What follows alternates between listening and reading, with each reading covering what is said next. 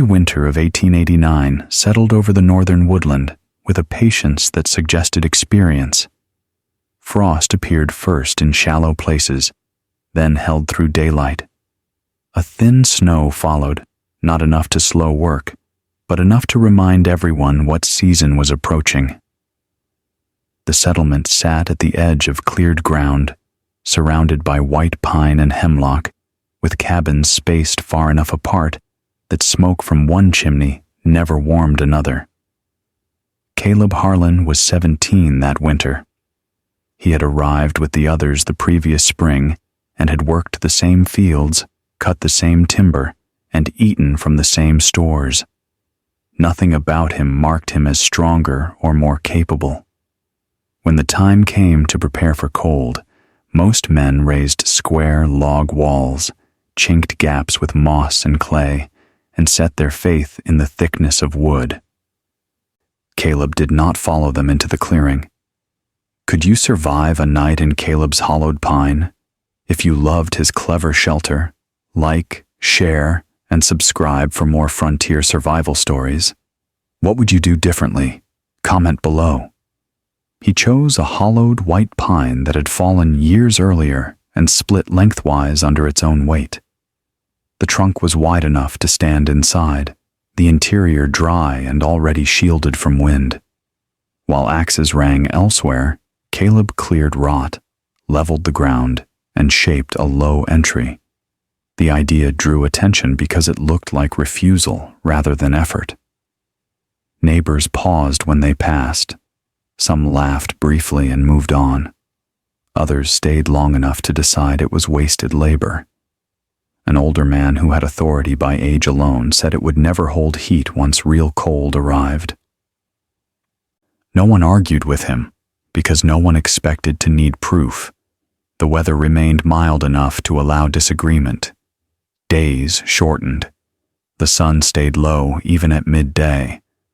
Geese passed overhead in uneven lines, and the forest went quiet except for cutting and hauling. Caleb worked without comment. He measured space with his hands, tested the draft by breath, and noted where frost lingered longest. He kept his tools simple and his movements slow. The tree shelter did not look like a cabin.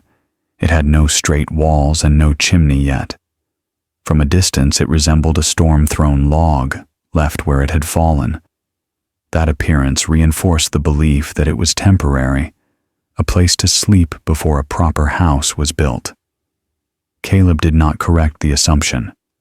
By the time the first hard freeze arrived, the settlement had settled its opinion. Winter was expected to thin the careless and punish the unprepared, as it always had. People spoke of it without emphasis, the way one speaks of a river that floods every spring. The hollow tree was included in those quiet calculations. Near the end of the month, with snow beginning to hold through the night, the narrator offers a brief pause. If these recorded accounts are of interest, a simple mark of support helps preserve them, and quiet sharing allows them to reach others who value careful history.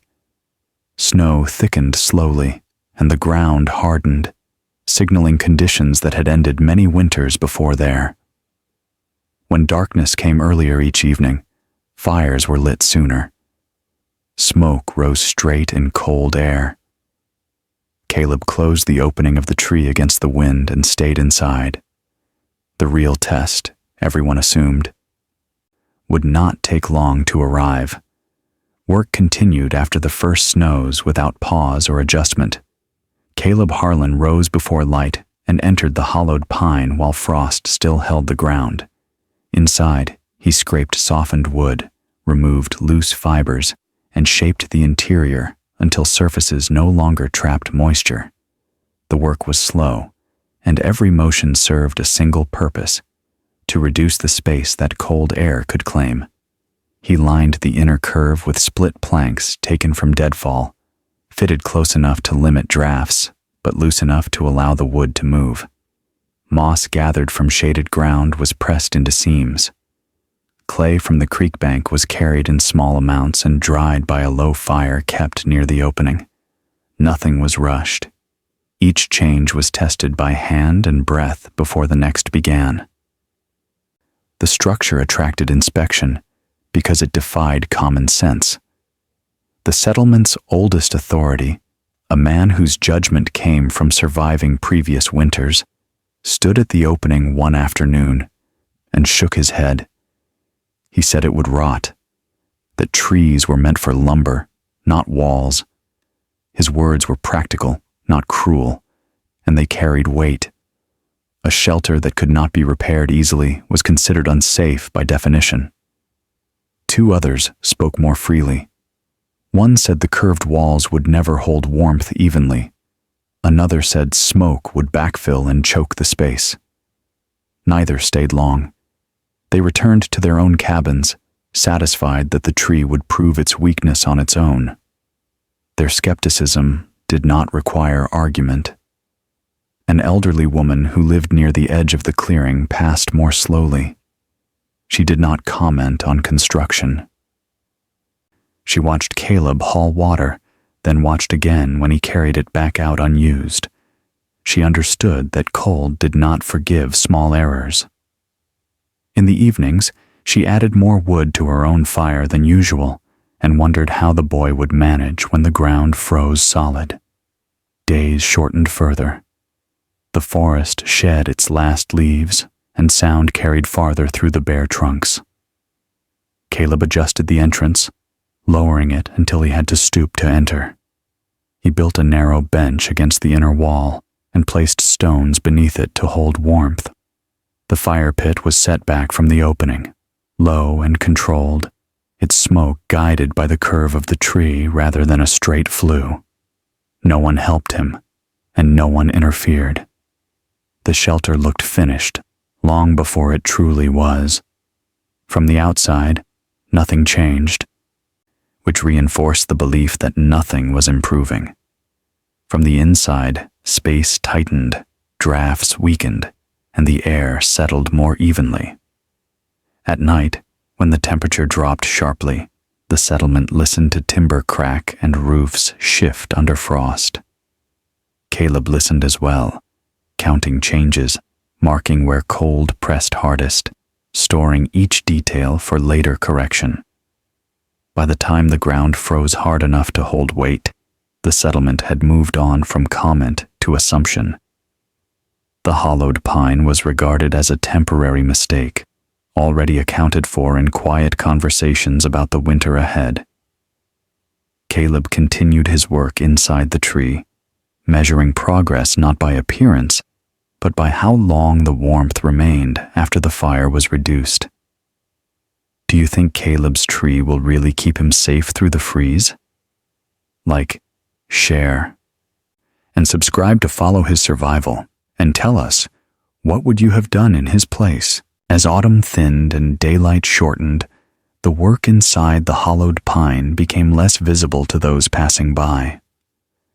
Caleb Harlan spent longer hours within the tree, emerging mainly to gather fuel, water, and material. The outside gave little indication of change, which suited him. Preparation that could be seen invited comment, and comment offered no practical value once the methods were decided. He added layers where the curve of the trunk trapped cold. Bark strips were dried and fitted between planks. Moss was replaced where it settled. The entrance was narrowed further, not to block access, but to slow air movement. A simple hanging panel of hide-reduced heat loss without sealing the space entirely. Airflow was controlled by small gaps left deliberately uneven, allowing smoke to draw without pulling warmth away too quickly. Each adjustment was tested at night. Caleb reduced his fire earlier than comfort allowed and observed how long heat remained. He noted where frost formed inside and where it did not. The tree responded differently than a square room. Warmth gathered along the inner curve and lingered near the ground. He adapted to that behavior instead of forcing the structure to behave like a cabin. A small dog followed him during daily routines, appearing at the tree's opening and waiting without instruction. The animal entered only briefly, settling near the stones and leaving again when the fire burned low. Its presence was practical. Where the dog chose to lie indicated where warmth held longest. Caleb made note of it without gesture or pause. Around him, cabins took their final shape. Roofs were weighted. Gaps were sealed. Chopped wood stacked higher. The sound of work carried through the clearing from dawn to dusk.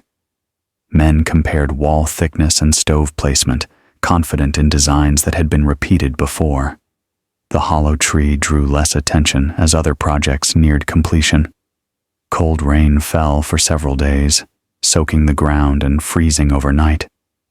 Caleb remained inside through most of it, feeding a small fire and monitoring smoke movement.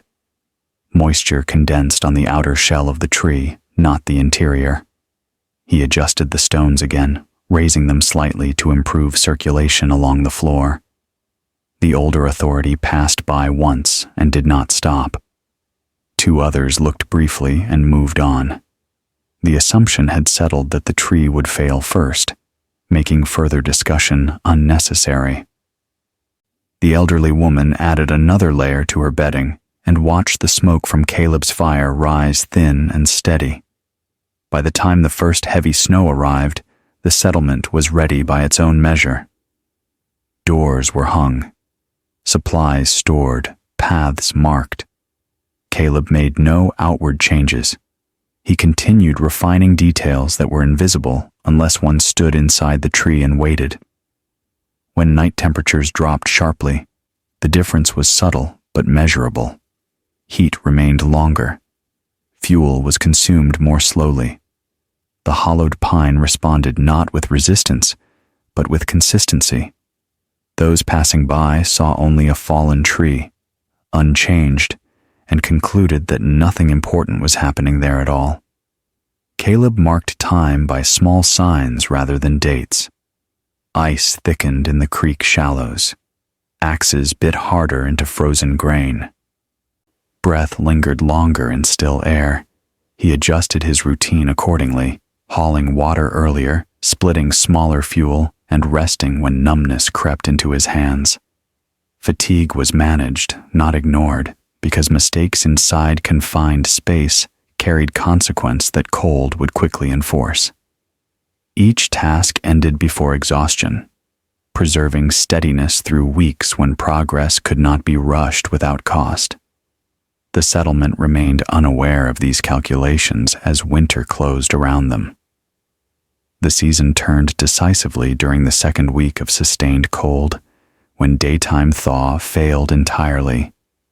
Ice formed thick along bucket rims and stayed through noon. The settlement woke to stiff doors, muted steps, and breath that no longer cleared quickly, marking a change no one argued with anywhere nearby. Cabins were checked quietly that morning, not from fear but habit formed by experience. Men pressed hands to interior walls and judged warmth by touch. Fires were adjusted, gaps rechinked, and roof lines inspected for frost patterns that suggested uneven loss overnight before deeper cold settled without warning that winter season. People moved between shelters as daylight allowed, offering brief comments and practical advice. No one stayed long. Conversation remained limited to what could be fixed quickly. The measure of safety was not comfort, but whether sleep lasted until morning without waking to tend fire in extreme conditions like these nights. Caleb Harlan did not take part in these rounds. He remained inside the hollowed pine through most of the first freeze, stepping out only to collect water and fuel. From the outside, there was little to see beyond steady smoke and packed snow around the entrance area during those days. Inside other cabins, the first weaknesses appeared. Corners cooled faster than expected. Frost traced seams where moss had thinned. Families adjusted bedding and slept closer to heat sources, listening for changes in draft that signaled shifting air and loss of stored warmth throughout the long nights of early winter season. Comparisons were made indirectly. One cabin held warmth longer into the night. Another required more fuel before dawn. These observations were shared quietly, without judgment. The hollow tree was mentioned rarely, usually as an afterthought already accounted for in earlier discussions among neighbors nearby before the freeze arrived that week. The elderly woman noted the change most clearly. She woke earlier as cold crept into her joints and measured the night by how often she fed the fire. When she passed Caleb's shelter, she felt no draft at the opening despite the deepening cold outside during those early freezes alone. Snow remained light but persistent. Each morning required more effort to clear paths and free tools from ice. Hands numbed faster. Mistakes took longer to correct. The settlement adapted gradually, adjusting pace and expectations to conditions that no longer shifted back toward autumn warmth again as winter tightened slowly inward. Within the hollowed pine, temperature changes were less abrupt. Heat gathered and lingered near the ground. Caleb noted this without comment, altering nothing yet. The difference existed, but it remained unspoken, unmeasured, and untested against anything but time during the first sustained freeze period that settled over them that year. People continued to sleep, wake, and work under the new conditions. The freeze tested routines more than resolve. Each shelter revealed small truths about its construction. None failed outright, but none passed without requiring attention and correction as winter pressed steadily forward into the heart of season without relief yet. The hollow tree remained mostly ignored. Its occupant was seen less often, which reinforced assumptions rather than challenged them. A shelter unseen was assumed uncomfortable. The measure of doubt remained intact, supported by habit and precedent throughout the early phase of cold that settled across the valley during that winter. At night, the forest amplified sound. Trees cracked under pressure. Ice shifted along branches. These noises marked stress across the landscape. They were reminders that the freeze was not an event, but a condition that would persist and deepen over coming weeks without pause or mercy from weather at all. By the end of the first freeze, nothing had been decided. Differences existed, but conclusions had not formed. The settlement waited, knowingly or not, for colder nights that would force clearer measures and remove doubt without requiring debate or explanation through conditions that allowed no compromise once winter deepened fully. The first freeze has set in. Will Caleb's careful preparations be enough? Like, share, and subscribe to see how he survives, and comment. What would you have done differently? The cold wave arrived without transition, settling over the region as a fixed condition rather than an event. Temperatures dropped and did not return. Wind pressed steadily through the timber, finding every weakness that had been dismissed as minor during earlier weeks. Snow hardened into layers that no longer melted, and movement through the clearing slowed to what necessity required. Log houses that had held through the first freezes began to show strain. Fires burned longer and consumed more wood.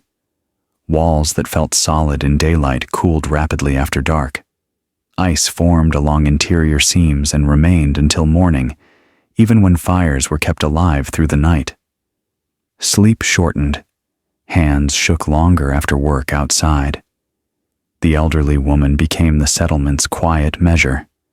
She moved less, conserving strength, and stayed closer to her hearth.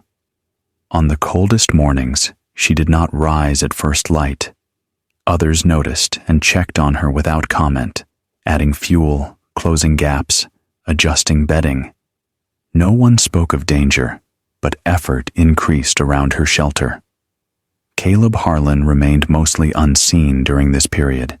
He gathered wood earlier and returned sooner, leaving few tracks once snow drifted hard.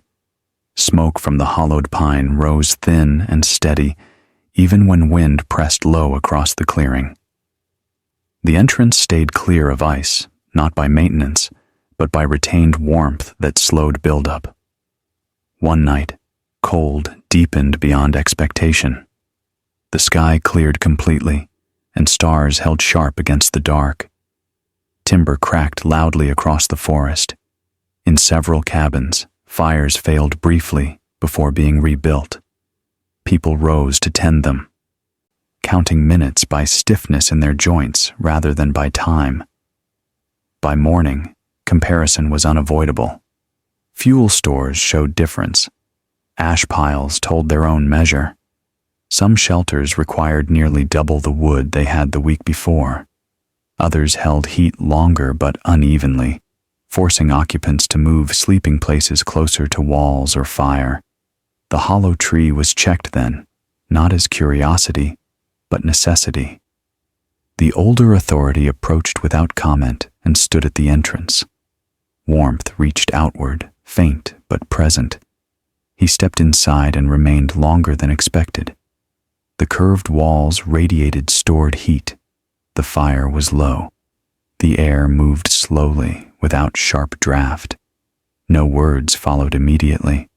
Others entered briefly, one at a time, careful not to crowd the space. They pressed hands to the inner planks, then to stone near the floor. The difference was clear enough to feel without measurement. No one spoke of degrees. The comparison required no figures. That night, the elderly woman was brought inside the tree for several hours. It was not framed as rescue, only as relief while her own shelter was adjusted. She sat near the stones, rapt and silent, breathing evenly. When she returned home later, her movement was steadier, and she slept through the next night without rising. Outside, the cold held. Wind stripped heat from exposed surfaces and punished errors quickly. Cabins were reinforced where possible, but material and energy were limited. The hollowed pine required no change. It responded the same way each night, holding warmth low and slow, releasing it gradually as the fire faded. The settlement stopped speculating. Attention shifted to survival under conditions that no longer allowed preference or pride. The hollow tree was not praised. It was simply used as reference. When fires failed elsewhere, people knew where warmth could be found long enough to recover. Caleb made no adjustments during this period. He reduced his fire further, confident in what the structure would retain. He slept longer between feedings and woke rested enough to work the next day. The dog settled near the stones and remained there until morning without shifting. The cold continued without interruption. It became the only authority, stripping opinion down to result. By the end of that stretch, the measure was set. Some shelters endured with effort. One endured with consistency. The difference had been established by conditions that allowed no argument and no revision. The comparison unfolded gradually, without announcement or design. Cold continued without easing, holding steady through days and nights until routine itself became the test. Under these conditions, differences no longer hid behind effort or optimism. They appeared in fuel stacks, in sleep patterns, and in how long hands remained steady after coming indoors. Several cabins began each night warm enough and ended cold before morning. Fires were kept alive, but heat escaped faster than it could be replaced. Occupants shifted closer to walls that held warmth longest, then back toward the center when drafts changed. Bedding was layered heavier. No one spoke of comfort. The standard had narrowed to endurance alone. Caleb Harlan's shelter remained consistent. The fire inside the hollowed pine burned low and even. Stones beneath the bench stayed warm long after embers dulled. Frost never formed inside. Breath did not cloud the air except near the entrance. These facts were noted quietly by those who stepped inside, usually under some other reason. Practical measurements followed. using what tools were already common. Water left overnight froze solid in some cabins and remained slush in others. Inside the tree, it stayed liquid. A strip of fat congealed hard on one shelf and softened on another. In the hollowed pine, it stayed workable through the night. These were not demonstrations, only observations repeated enough to remove doubt. The older authority returned more than once. He arrived at different hours, sometimes before dawn, sometimes after dark.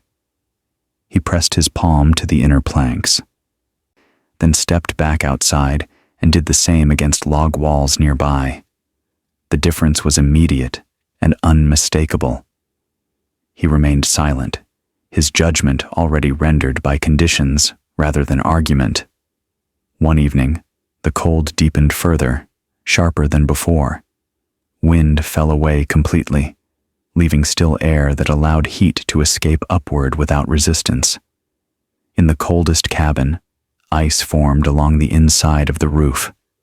In another, a fire collapsed briefly and had to be rebuilt with shaking hands. That same night, the hollow tree held. Its interior temperature dropped only slightly, then stabilized. When someone entered from outside, the contrast was strong enough to cause visible steam. No one commented on it. The fact required no language. By morning, comparison became unavoidable. Several cabins had burned through stores at unsustainable rates. The elderly woman's shelter remained functional only with assistance. She spent long hours inside the hollowed pine, resting near the stones, her breathing steady and unlabored. When she returned home, it was with enough strength to tend her own fire again. The figure of difference began to circulate, not as claim, but as result. The hollow tree was nearly 40 degrees warmer than the coldest cabins during the deepest nights. No one announced the number. It was derived through repeated checks, through freezing and not freezing, through what the body felt when crossing thresholds. Caleb did not speak during these comparisons. He continued his routine, gathering fuel, adjusting nothing. When asked how long his fire had burned, he answered briefly. When asked how often he fed it, he answered the same way. The information was sufficient without explanation. The authority figure stood inside the tree one final time, listening to wind pass over the outer shell without penetrating. He nodded once, more to himself than to anyone present. There was nothing left to dismiss. The shelter was neither temporary nor unsafe. It was proven, and proof required no defense. No celebration followed. No one congratulated the builder. The settlement simply adapted its understanding. The hollowed pine became reference rather than curiosity. Its performance during the coldest stretch was accepted as fact, as plain as the weather itself. From that point forward, decisions were made quietly. When someone failed to warm through the night, they went where warmth remained. When fuel ran low, they reduced fire where heat held longest. The argument ended not with agreement, but with repetition. The cold returned each night, and each night the result remained the same. Cold winds, deep snow, and long nights. Caleb's shelter faces its toughest test yet. Like, share, and subscribe, and let us know. Could you survive a winter like this? The change came slowly, without a clear boundary. Daylight extended by minutes rather than hours. Snow softened at the surface and refroze each night. The cold loosened its hold but did not release it entirely, allowing work to resume without removing the memory of what had just passed. Outcomes were noted quietly. Some cabins showed damage that could not be ignored. Walls had shifted, chinking had fallen away. Rooflines sagged where ice had settled too long. Repairs began where materials allowed. In a few cases, shelters were abandoned altogether, their occupants moving in with others until spring permitted rebuilding. The hollowed pine required none of this attention. Its exterior showed little change beyond weathering already present before winter. Inside, the planks remained set. The stones held shape, and the entrance needed only clearing. The shelter had not endured by chance. It had endured by design. Fuel stacks were measured next. Where supplies had thinned dangerously, concern lingered into early thaw. Where wood remained, confidence returned more quickly. The hollow tree's fuel use stood apart. What had been saved during the coldest weeks now allowed easier transition into spring. Caleb Harlan resumed broader work as conditions permitted.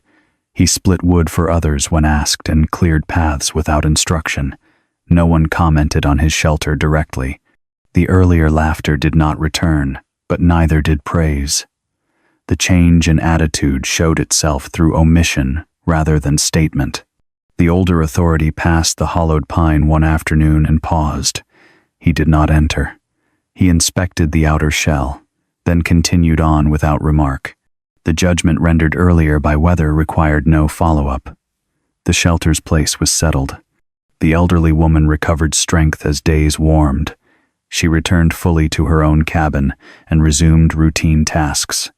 When asked where she had spent the hardest nights, she answered simply. The answer carried no emphasis and required no elaboration.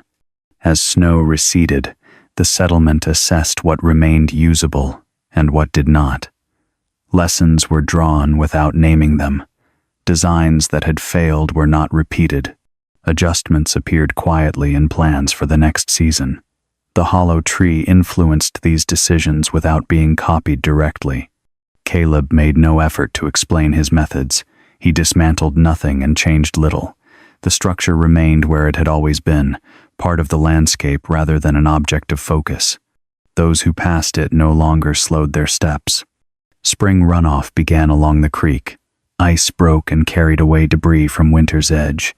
The forest responded with gradual sound and movement. Life resumed its ordinary pattern, altered slightly by experience. When people spoke of the winter, they spoke of effort, loss, and endurance. They did not speak of mistakes. The laughter that had accompanied early judgment did not return, not because it was corrected, but because it no longer applied. The hollowed pine had answered all that was asked of it. By the time the ground softened enough to dig again, the settlement had absorbed the outcome. Some structures would be rebuilt stronger, others would be replaced entirely. One required nothing at all. Its survival had not demanded recognition, only acknowledgement, and that acknowledgement remained, quiet and lasting. As the season turned, by the time the settlement had expanded beyond its earliest boundaries, the winter of Caleb Harlan's 17th year was recalled only in fragments. Roofs were higher now, built with lessons learned from frost that had tested both material and resolve. Paths had shifted to accommodate water flow and snowdrifts. Cabins that had survived poorly were either repaired or replaced. In all of these changes, the hollowed pine remained unaltered, a quiet witness to what had passed. The legacy witness, an older man who had been a boy during that winter, spoke sparingly of it. He did not describe cleverness or skill. He described observation and attentiveness.